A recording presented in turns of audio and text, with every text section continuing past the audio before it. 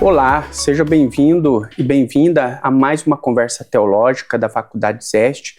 Hoje a gente tem o prazer de ter com a gente aqui o professor Yuri Andreas Reblin, professor docente da casa, alguém que vem ao longo dos anos se especializando em uma área muito importante da teologia contemporânea nossa, que lida com a arte, com a questão mais contemporânea, ali vinculada a cinema, vinculada a histórias em quadrinhos, a esse mundo, nerd, Yuri, muito bem-vindo e diga para nós aí quem é você. Em primeiro lugar, eu agradeço o convite, de estar aqui. Bem, eu sou docente da casa aqui já faz um bom tempo, sou professor e pesquisador na área de teologia, especificamente na área de teologia prática na interface com ciências da religião. O meu corte temático é na relação da teologia com a comunicação especificamente, e o diálogo entre arte e cultura. Então, quadrinhos, cinema, como tu bem apresentaste, esse é o meu campo de atuação, em mídia em geral. Eu sou luterano de berço, raiz, formado aqui pela EST, na graduação e mestrado, doutorado. Eu concluí ainda na década passada, estágio e estudos pós-doutorais na área de ciências da comunicação, na Universidade de São Paulo. Tenho especializações na área de educação, daí das mais diversas. Aqui na instituição eu já atuei como coordenador do Núcleo de Educação à Distância durante um bom tempo e coordenei um projeto chamado Centro de Produção Audiovisual, em que a gente também desenvolveu diversas peças relacionadas aí a teologia e mídia nessa interface, Muito bem. Um conceito recorrente na sua produção teológica é o conceito de superaventura. Diz para nós o que significa esse conceito. Superaventura é um gênero narrativo que surgiu no contexto dos Estados Unidos no início do século passado, no início quero dizer 1930, 1940, quase meados, e é um gênero narrativo que surge especificamente dentro do contexto das histórias em quadrinhos. É o também chamado gênero do super-herói. Ou seja, ela é um gênero narrativo que parte da ideia da aventura, ou seja, de um protagonista sozinho, que vai enfrentar desafios bem no estilo da jornada do herói, definida ali ou condensada por Joseph Campbell. E a superaventura, ela meio que pega essa ideia da aventura e dá uma tunada, acrescentando então características especiais ao personagem principal, que é quem define o gênero, o super-herói ou a super-heroína, e é um gênero narrativo que surge com a publicação do Superman, porque ele é o primeiro personagem que condensa então todas essas particularidades. Quais são essas particularidades? A ideia de ter uma missão pró-social altruísta, de ter uma identidade secreta, de ter superpoderes, e basicamente assim, grosseiramente falando, esses são os principais elementos em torno da figura do super-herói que acabaram por definir esse gênero narrativo. Isso aparece nas histórias em quadrinhos. E qual é necessariamente a ideia em que se constitui uma história em quadrinhos? Uma história em quadrinhos, se a gente for pensar nas histórias em quadrinhos, tipo assim, por um lado é fácil definir, mas por outro lado tem os seus desafios na definição. Por quê? Se a gente vai perguntar o que é uma história em quadrinhos, todo mundo sabe o que é uma história em quadrinhos, vai pensar no Gibi, Turma da Mônica, Tio Patinhas, ou mesmo dos super-heróis, né? Então todo mundo sabe o que é uma história em quadrinhos. Mas uma história em quadrinhos, olhando numa perspectiva de abordagem das ciências sociais, ela pode ser na verdade, um artefato cultural, um produto cultural. Ela é uma expressão artística, né? Talvez não tanto numa lógica idealizada pela Escola de Frankfurt, né? Mas uma lógica mais contemporânea, dentro do contexto capitalista, diretamente. E ela é uma mídia também, porque ela comunica, ela tem toda essa estrutura, mas eu acho que para os estudos na área de ciências humanas, especificamente na área das ciências da religião e da teologia, o que nos interessa é entender que as histórias em quadrinhos são uma linguagem. E por ser linguagem, elas se organizam, elas possuem uma gramática própria, majoritariamente construída por uma estrutura simbólica e imagética, podendo ter também textos e tudo, né? Mas o que predomina a gramática das histórias em quadrinhos é o visual, né? A estrutura imagética. Essa linguagem que você se refere, isso lida muito, dialoga com o mito, com a lenda, né? Com esse... E a gente sabe que o Walter Benjamin, ele fala muito sobre essa continuidade, né, do mito, da linguagem mítica reformulada sempre, né? Então, é comum, eu já li nas tuas obras aqui, que, por exemplo, essa intertextualidade aparece com força no Superman, por exemplo, né? Aparece Moisés, aparece Jesus. Fala um pouco sobre essa recapitulação sempre visual de uma linguagem que é comum ao ser humano, né? Eu acho que quando a gente olha especificamente para o gênero da superaventura, né, para as histórias de super-heróis, o que a gente tem, assim, em termos de estrutura narrativa, é uma estrutura mítica. Por quê? Porque, de um lado, as histórias de super-heróis, elas buscam trazer valores, né, buscar uma certa coesão social, né, nesse caso norte-americana, e a gente respira, né, o respingo dessa identidade.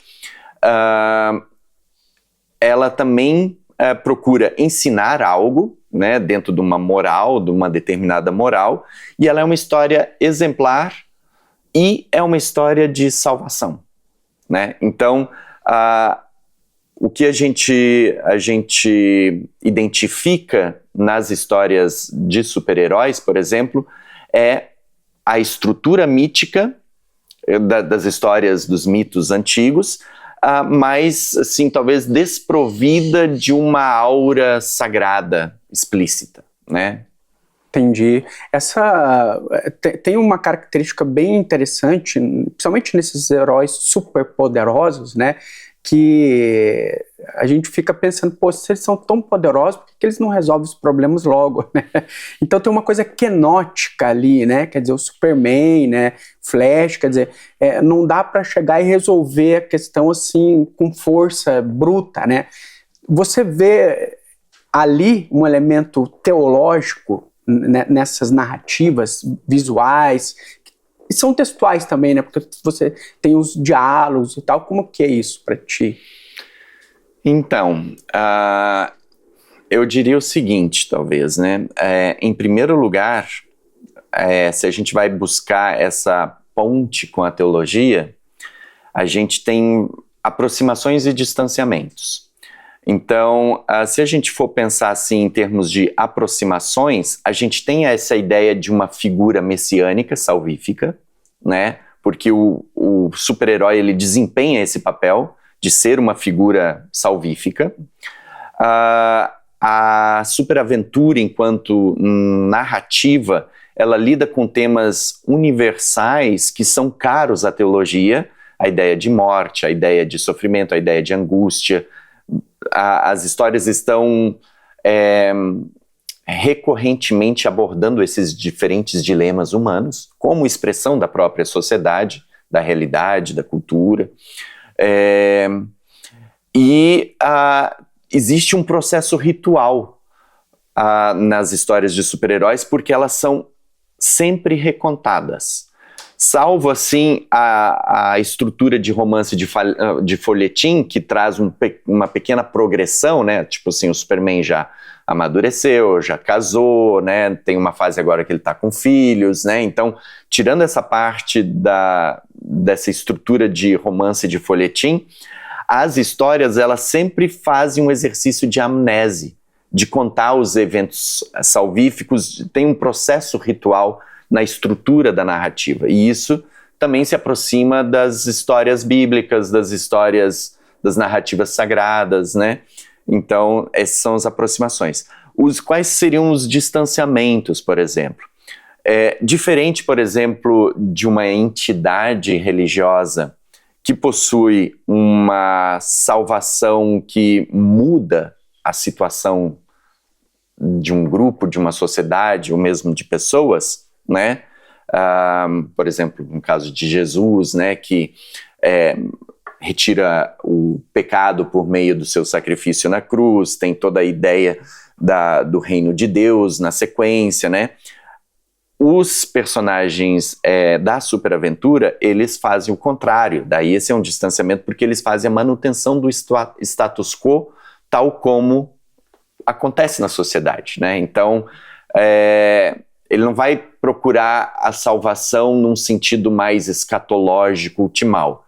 É uma salvação concreta, e talvez por isso possa trazer um certo fascínio, porque as pessoas às vezes estão preocupadas em resolver o seu problema concreto, né? Então é aquela coisa, só que essa resolução concreta, ela está muito relacionada, então, como eu falei há pouco, à defesa do status quo, ou seja, vai pegar bandido, vai manter uma ordem que é dada pelo grupo social. Tipo o Batman que espanca bandidos, mas nunca muda o sistema. Exatamente, nessa direção, né? E vai bater em pobre, né? É um rico batendo em pobre.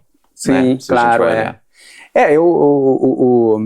é interessante, né? Porque os bandidos dessas aventuras, superaventuras, eles sempre são, via de regra, eu não sou um conhecedor, tá? Então você me corrige.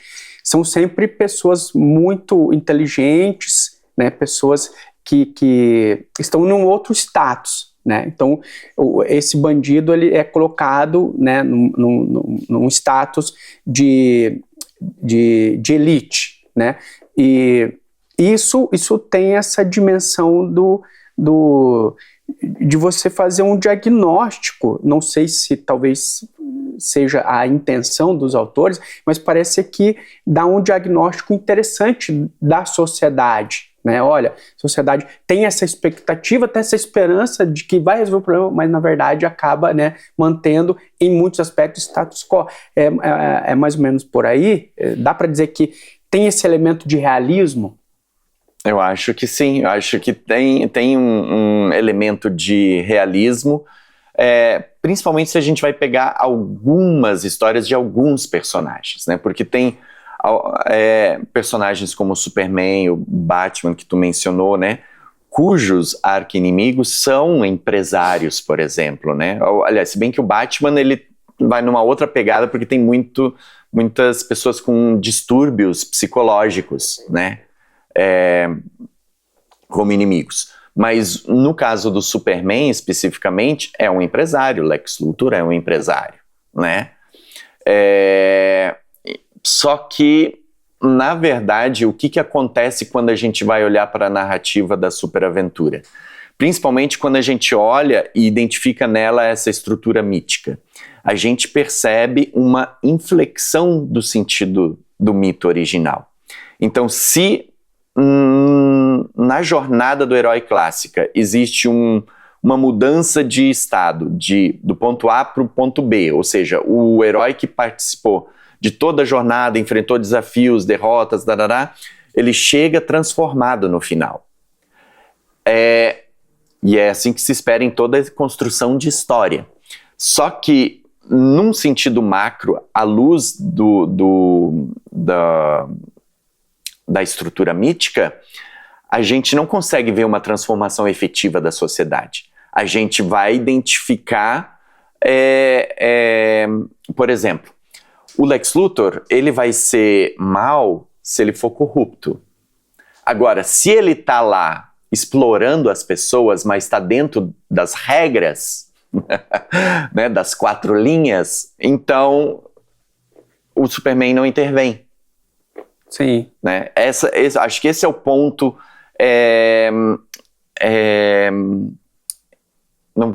enfeitiçante, talvez, da história em quadrinho, porque ela tem essa possibilidade de fazer com que a gente se conforme com o mundo tal como ele é. Né? É uma possibilidade. Agora, por outro lado, se a gente vai numa lógica mais do que está incutido, por exemplo, numa ideia dos superpoderes, por exemplo, a ideia dos superpoderes, ela vai funcionar de um jeito diferente, porque ela dá a ideia da gente tentar se libertar disso. Então, eu queria, por exemplo, né, superpoderes, ou poder de voar, o poder de ser invisível, justamente para não lidar com a opressão que permeia o meu dia a dia a todo momento, né? Então, na lógica, por exemplo, dos superpoderes, que é uma lógica extremamente individualizada, porque você não vai pensar nos superpoderes para ficar salvando pessoas o tempo todo. Tu vai pensar o impacto que causa para si, né? Ali tu tem uma ideia de escape. Agora, se tu vai olhar para a estrutura como um todo, tu tem uma ideia de aceita que dói menos, né? Basicamente. Com superpoderes vem grandes responsabilidades. Existe uma ideia moral disso, porque o super-herói ele surgiu dentro de um contexto norte-americano. E o contexto norte-americano ele está muito permeado por essa fusão, vamos chamar assim, de uma fusão orgânica entre as estruturas sociais e os valores religiosos, que se misturam, né, e se confundem com a ideia de nação e tudo mais. Então, existe uma ideia de valor desse compromisso moral, né? Sim. Mas isso não é necessariamente uma regra. Entendi. Isso é interessante, porque tem um personagem que no mundo do Batman, que é o Diácono. Eu descobri essa figura numa pesquisa que eu fiz, e que ele é ele é igual o Batman, ele quer salvar as pessoas, a cidade batendo em pobre. E curiosamente, nessa história, ele pega o Batman e dá uma surra no Batman. Né? E não continuou a história, né? Mas tem esse elemento em algumas histórias, de resolver a coisa pela violência bruta, né? Que é uma coisa muito do contexto, ou pelo menos desse ideário, vamos dizer assim, dos Estados Unidos, do machão que resolve tudo na porrada, que a gente vê incansavelmente em filmes, né, de Charles Bronson, né, essa coisa toda, né, é por aí mesmo? Eu acho que aqui tu traz um ponto interessante, porque assim, se a gente vai olhar para o contexto geral do gênero da superaventura, das diferentes histórias, ou mesmo da evolução do gênero ao longo das décadas, né, de 1930 até agora, né, praticamente quase 100 anos, né, de histórias de super-heróis, a gente pode dizer assim que as histórias, elas estão sujeitas ao contexto da época. Então, nós vamos ter histórias em quadrinhos de super-heróis que vão estar mais preocupadas com sei lá, o contexto nuclear, contexto da Guerra Fria, etc. e tal. Nós temos, quando o contexto muda depois, principalmente depois do 11 de setembro de 2001, Nós vamos ter toda uma discussão nos quadrinhos em relação à tensão entre liberdade e segurança, né? Ou seja, né, eu prefiro estar seguro e abrir mão da minha liberdade. Então tem essas diferentes facetas, ou seja, as histórias em quadrinhos vão ser sempre frutos do contexto. Agora, se a gente vai olhar para a estrutura do personagem, então eu quero dizer, o personagem ele não é coerente ao longo de toda a sua história, toda a sua trajetória. Ele vai mudar. Nós vamos ter personagens que vão beirar o fascismo, ao ponto que nós vamos ter personagens que vão, às vezes o mesmo personagem vai ter uma atitude um pouco mais, sei lá, próxima das aspirações religiosas, às vezes mas o que sempre acontece é essa ideia, nas histórias em quadrinhos de super-heróis, essa ideia de você atribuir poder ao indivíduo, né? Dele faz a própria regra, é isso que o vigilantismo faz, né? Não importa se existe uma estrutura social, existem leis, existem mecanismos de proteção e segurança que o Estado fornece, etc. Tal. Não importa nada disso, eu vou fazer aquilo que eu acho que é certo, né? E o pulo do gato, vamos dizer assim, na construção do arquétipo do super-herói, está em dizer, não, esse personagem tem valores pelos quais a sociedade aspira, então tá certo ele fazer isso, né? Tá certo ele burlar as regras, né? Entendi. E esse elemento mítico, ele, na sua produção, você coloca em diálogo com a teologia do cotidiano, né? No Brasil aqui a gente conhece pelo Rubem Alves, né? O que é teologia do cotidiano? Muito bem. Eu acho que para a gente pensar em teologia do cotidiano, eu acho que é importante a gente pensar primeiro o que é teologia. E quando a gente pensa o que é teologia, a gente tem diferentes ênfases. Então, primeiro, eu acho que a gente vai pensar na teologia acadêmica que a gente faz em instituições de teologia, instituições de pesquisa e formação. Aí o segundo elemento é a teologia que é vinculada a determinadas instituições religiosas e discute dogma e está vinculado a dogmas, doutrinas, processos rituais e tudo mais. E uma terceira via, vamos dizer assim, que eu acho que é um ponto importantíssimo nisso, e eu acho que fundamental mesmo, é entender a teologia como um elemento constitutivo do próprio ser humano. Ou seja, a teologia ela não pode ser vista como distante de uma abordagem antropológica. Ou seja, a teologia ela é uma atividade, isso quem diz é o Rubem Alves, né, no Variações sobre a Vida e a Morte. A teologia ela é uma atividade natural do ser humano, que busca pelo sentido, né? Então nós temos assim, pelo menos, aqui claro que existem mais variações, mas pelo menos assim, grosseiramente, 3 ênfases de teologia. E quando a gente pensa em teologia do cotidiano, a gente está justamente pensando nesse fazer teológico que é inerente a todo ser humano. Então, toda pessoa, ela vai em algum momento, ou mesmo a todo momento, por conta de sua própria necessidade de sobrevivência e lidar com os problemas e desafios à sua volta, construir para si, a partir dos símbolos religiosos com os quais se depara, construir argumentos teológicos que possam validar a sua situação de vida naquele momento, ou mesmo prospectar uma direção para a qual caminhar.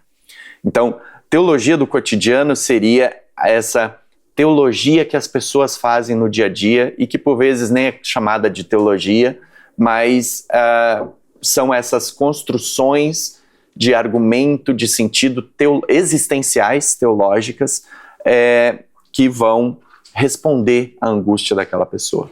Um diálogo com a religiosidade cotidiana, popular, né? Algo nesse sentido. Isso, né? Seria bem nessa direção, né? Porque a religiosidade, né, a gente entende, né, que é inerente ao ser humano como um todo. Conceitualmente, a gente identifica a teologia do cotidiano como especificamente o argumento religioso que aquela pessoa elabora. Então não é tanto do âmbito da subjetividade como princípio, mas de uma racionalidade que parte da vivência. É uma construção sempre coletiva, né? Uma construção a partir das demandas, né, da existência mesma, né? Olha, né, por exemplo, a pessoa lá está sem médico, né, no interior, antigamente, né? E uma resposta possível era pensar essa intervenção mágica, né, com os elementos, e daí, então, após, você começa a pensar, tá, mas isso tem que ter um sentido, né? Não é uma coisa gratuita, assim, colocar como as mães faziam, né, colocavam um pedacinho de lã, né, algo assim na testa da criança, colocava saliva e colocava na testa. Né?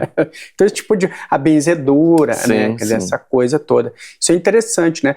E essa teologia do cotidiano, como você, para quem nos ouve, aqui o Yuri recebeu uma cartinha do Rubem Alves dizendo que ele teria entendido melhor a teologia dele, né, você teria entendido melhor a teologia do cotidiano dele do que ele mesmo, né? Então, como a gente pode amarrar, né, pode fazer esse processo de leitura teológica dessa linguagem mítica de uma superaventura? Eu acho que a chave de tudo está no ser humano. No sentido da gente olhar para o ser humano, que é sempre um ser em relação, está dentro de uma estrutura social, está dentro de um universo cultural e ele precisa viver a sua vida. Então, eu acho que o olhar tem que partir do corpo do ser humano e das necessidades que esse corpo tem, né? E esse corpo, ele está sujeito, então, a todo o ambiente à sua volta. E nessa busca por sentido, o ser humano sempre vai tá construindo algum símbolo, e ele vai estar expressando, vai ter a necessidade de expressar isso culturalmente, artisticamente, socialmente, né? Então, e é ali que entra a relação com a superaventura. Por quê? Porque a busca pelo sentido do ser humano, ela vai, a partir do instante que os elementos da cultura não conseguem suprir a demanda de sentido, ela vai para a esfera simbólica, né? E a esfera simbólica, ela é, primeiro, o lugar do religioso, da relação com o religioso, né, do ser humano com as diferentes dimensões do sagrado, e, por outro lado, essa dimensão simbólica, ela vai, não vou dizer obrigatoriamente, mas compulsivamente ganhar expressão em produtos artístico-culturais dos mais diversos. Entendi. E o que a superaventura, olhando sob a ótica de uma teologia do cotidiano, ela pode nos ajudar a compreender melhor os desafios da vida, na tua opinião, assim? Eu acho que vai depender de quem lê. Em primeiro lugar, numa lógica geral, assim, bem geral, eu acho que a maioria das pessoas, quando vai olhar para um super-herói como personagem, vai identificar nele um símbolo de esperança. Então, a partir vai costurar essa identificação a partir de sua realidade, vai olhar que o super-herói enfrenta diversas adversidades a todo momento e vai ver nele uma possibilidade de superação. Acho que esse é o primeiro, é o movimento mais geral, assim, que a gente consegue identificar. Um colega meu fez uma pesquisa buscando identificar os personagens super-heróis como símbolos de resiliência. Então, apesar das adversidades, eles continuam fazendo porque eles acreditam que é o certo a ser feito, né? Então, eu acho que, nesse sentido, os super-heróis podem causar fascínio por causa desse ideário de resiliência, de esperança. Não, às vezes não sempre em relação a valores que possam carregar, né? Mas também nas diferentes formas que eles lidam com os problemas com os quais eles se deparam, né? E, nesse sentido, cria uma identificação com a pessoa leitora. Talvez num outro sentido, eu acho que daí num olhar mais atento, eu acho que a superaventura ela pode ajudar na compreensão do ser humano quando a gente consegue identificar que o mundo representado nas histórias em quadrinhos ou mesmo nos filmes de super-herói é exatamente um mundo, assim, é uma leitura do mundo em que a gente vive. E esse mundo em que a gente vive, né, que é marcado pela estratificação social, que é marcado pela desigualdade, que é marcado pelo acúmulo de riquezas, por exemplo, né? Eu acho que um olhar crítico vai ajudar a gente a fazer uma leitura desse mundo. Olha, mas ali o super-herói está só batendo bandido, mas aquele bandido simplesmente merecia ou coisa, como é que é isso, né? E aí a gente pode também usar as histórias em quadrinhos ou entendê-las como um tipo de janela da realidade. Eu identificaria. Legal.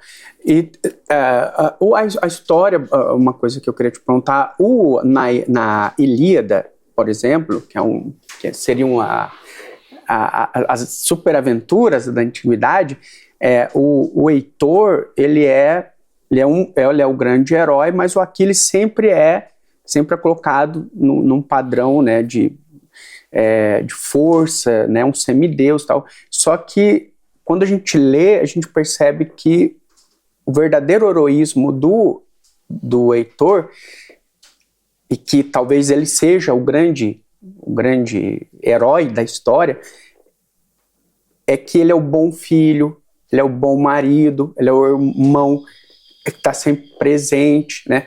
Isso, como que a gente pode olhar essa dimensão nas histórias em quadrinhos, essa dimensão que de fato dialoga com aquilo que é possível ao ser humano, né? Não voar, não, né, bater em 100 bandidos, mas aquilo que de fato é o cotidiano, né? Aquilo que a gente, de fato, o heroísmo do cotidiano, né? Como é que tu vê essa?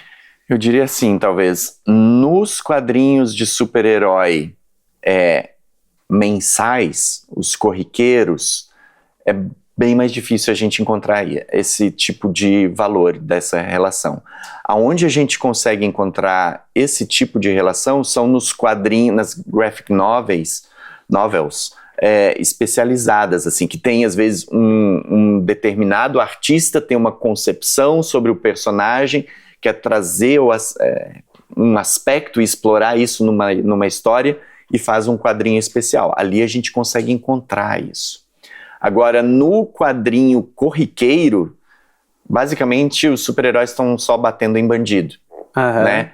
E o ponto engraçado é que o fato do bandido sempre ser uma figura significativamente distorcida da realidade, ou seja, é uma pessoa que é realmente pneu da cabeça, assim, né? Ou tem algum distúrbio, uma junção de distúrbios que você não consegue encontrar a similaridade, ou uma pessoa extremamente podre de rico, claro que isso a gente consegue encontrar, mas tu vê no dia a dia essa ideia do mal, nas histórias em quadrinhos, melhor dizendo, essa ideia do mal, ela dá a ideia de que não faz parte do ser humano.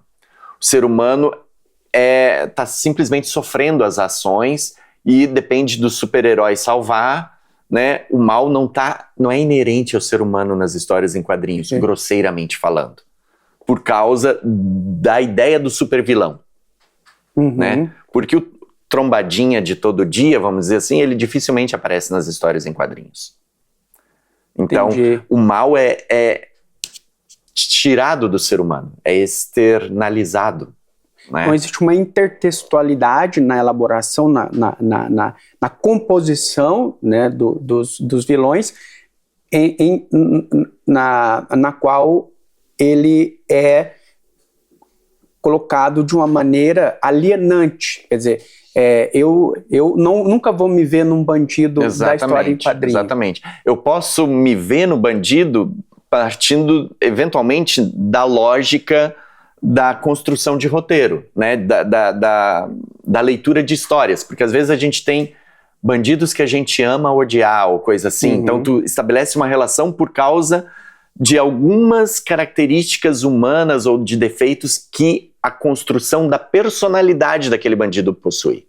Mas se a gente vai para a dimensão do mal enquanto mal, esse mal geralmente é algo externo, alheio ao ser humano, que é caracterizado como ser comum. E aí, nesse sentido, eu acho que tem uma ponte, de novo, com as narrativas religiosas, porque se a gente for fazer um paralelo, nós temos a jornada humana, né, que anseia pela intervenção divina para lidar com o mal que nos escapa.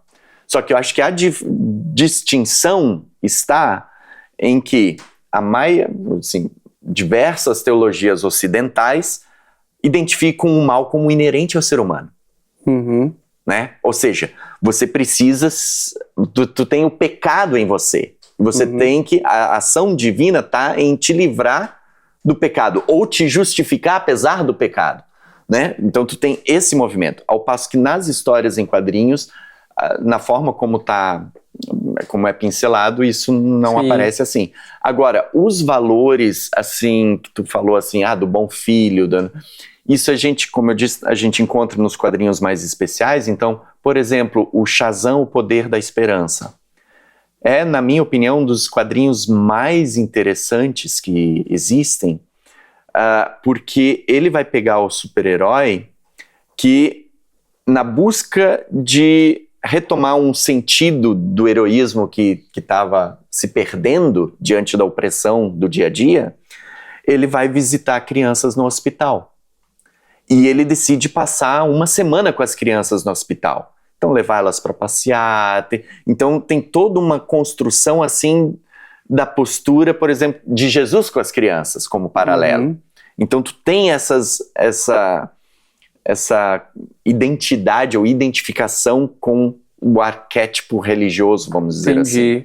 Mas isso eventualmente aparece no Homem-Aranha também, né? No Homem-Aranha também, por causa dessa angústia existencial que permeia o personagem. Um adolescente, né? Que, tem todo o drama da perda dos pais, aquela coisa. Isso, né? E eu não posso perder a minha tia, né? Depois ela vai infartar, se eu souber que eu tô por aí fazendo coisas, escalando parede, né? Então então tem essa relação, né? O personagem do Homem-Aranha, ele é muito permeado por esse tema da angústia e desses dilemas éticos, é o que caracteriza majoritariamente o personagem, né? Sim. Então ele está a todo momento pensando o que é o certo a ser feito. Então, por isso, existem alguns personagens que têm isso, tem outros personagens, tipo Justiceiro, né, que é sair metralhando e tudo, então tu tem... O que tu coloca aí é muito interessante, puxando aqui a Hannah Arendt, né, que a banalidade do mal não aparece nas histórias em quadrinhos, porque ela é superdimensionada, né? Ela tá num... O bandido ali é um ser... eu não colaborei com isso, né? Eu não tô aí. Né? Eu só obedeci ordens, né? É interessante isso, né? Isso é uma dinâmica das histórias em quadrinhos, meio que geral, essa coisa do bandido não está em mim. Aquele bandido que eu tô visualizando, não, ele é muito mau, eu não seria capaz disso. E assim, generalizando mesmo dentro da superaventura, eu diria que sim, existe realmente essa ideia de que não é comigo essa praia. Eu gosto da narrativa, eu gosto dos tensionamentos, né, às vezes da caracterização, mas... Sim, eu me identifico com o herói, não com o super-herói. Nunca o bandido mas essa mudança para os filmes tem uma mudança radical, né? Porque já é outra interpretação, né? Então tem heróis, tem bandidos que conseguem essa empatia, né? Do espectador, né? Ah, sim. Se a gente vai para a narrativa... É que assim, pro herói ser bom, ele precisa de um vilão bom. Um vilão mau, no caso. Sim. Mas assim, uma boa construção de personagem. Né? Esse é o segredo da narrativa. E eu acho que muitos filmes que adaptaram personagens em quadrinhos, por vezes souberam construir um bom vilão. Se o vilão, por exemplo, o Cavaleiro das Trevas, né, o segundo filme do Christopher Nolan, ali você tem um personagem do Coringa extremamente imprevisível, né? Então tu fica fascinado com aquela construção da narrativa. Bem, acho que isso é o que você conhece algum vilão que tenha causado isso nos leitores de história em quadrinhos, que esse Coringa do Nolan, esse efeito teve? Existem fases. Então, acho que esse é o grande barato, né? Quando a gente vai adaptar uma história para um filme, a gente faz uma série de escolhas, né? Vinculadas ao contexto, vinculadas ao mercado, vinculadas ao perfil do público. Então, a gente tem essas questões todas para considerar. Mas nas histórias em quadrinhos, cada personagem, digamos assim, cada personagem...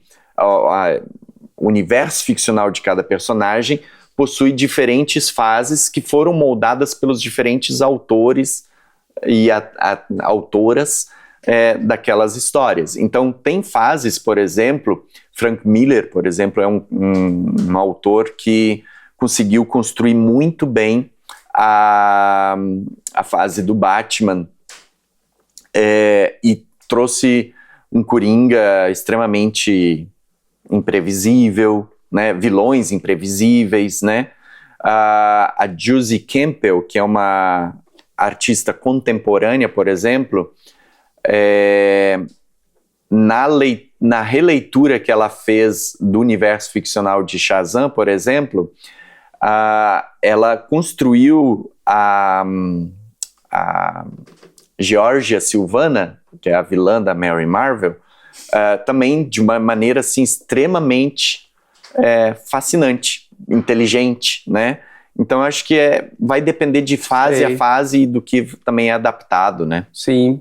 Tem um episódio da série de Smallville que é muito... Eu não me recordo, faz muito tempo que eu assisti, em que o Lex Luthor, ele passa por ele sofre um acidente e ele...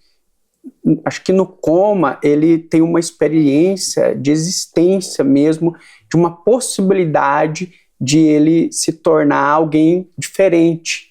E aquilo na época que eu assisti, foi muito legal, porque eu estava passando por um momento ali, aquilo foi uma mensagem, houve uma empatia, houve, né, uma como se diz, né, houve uma sintonia, né, de percepções. O que você diria para o nosso ouvinte, para a pessoa que está nos vendo, né? Qual a relação da superaventura que nós poderíamos tirar para a vida? Eu diria... Eu vou dizer o que talvez, vou falar da minha experiência, o que me fascina, né? Eu acho que o que me fascina na ideia da superaventura, salvo histórias que vão ficar só defendendo o status quo, mas o que me fascina, e eu acho que pode fascinar muitas pessoas, é a ideia dessa postura altruísta que o personagem tem. Eu acho que esse é o ponto que, num mundo cada vez mais individualizado que a gente está vivendo hoje, que a gente possa olhar para outra pessoa a partir de suas necessidades, de suas potencialidades, daquilo que a pessoa é como tal, e se dispor a servir. Eu acho que esse é o grande barato da superaventura, porque você tem personagens dentro do universo de fantasia e tal, mas que tem essa postura de servir. Não importa se vai ganhar algo ou não. Na verdade, na maioria das vezes não ganha nada, só se ferra, vamos dizer assim, né? Mas eu acho que essa postura, eu acho que é uma essência a ser valorizada. Muito bem. Eu queria agora, a gente está encerrando a nossa conversa, muito boa, né? Aprendi muito aqui, né, sobre esse universo, né? E tenho certeza que quem nos vê e escuta também, né, pode perceber essa dimensão, né, muitas vezes desconhecida, né, dessa relação entre teologia e histórias em quadrinhos, arte, cinema, né, que é um mundo, né, vasto, né. Mas eu queria, né, te dizer assim, né, que você olhasse para aquela câmera ali da verdade e fizesse as suas considerações. As minhas considerações? Isso. Finais, eu diria, dentro do contexto da superaventura, não só dentro do contexto da superaventura, mas como diretor e roteirista, né, de produções em geral, eu diria assim que leia histórias. Acho que esse é o principal recado que eu daria, assim. Leia histórias de ficção, porque elas sempre são, em algum momento, janelas da realidade. São expressões de quem a gente é, de quem a gente foi, de quem a gente pode ser. E eu acho que ler histórias de ficção nos possibilita crescer como pessoa, porque a gente vai estar lidando e enfrentando os nossos medos, os mais diversos, ou estar lidando com as nossas expectativas, de um jeito que a gente consegue fazer essa projeção para o personagem. Então eu acho que esse é o grande potencial dessas histórias, né? E o Rubem Alves, ele faz essa distinção entre história e história, né? Assim, aqui na língua portuguesa a gente tende a chamar tudo de história, mas eu gosto da ideia da gente usar história, porque ele vai dizer assim, história é algo que aconteceu no passado e não se repete, pertence ao tempo. E história é algo que acontece só no presente. É uma invocação da vida. Então, leiam histórias. Não precisa ser necessariamente só histórias bíblicas, mas histórias das mais diversas, porque a gente está sempre lidando com o ser humano, com quem nós somos, quem nós fomos e quem nós podemos ser. Muito bem, show de bola. Bom, eu agradeço a vocês que nos acompanharam e a gente se vê na próxima. Até mais.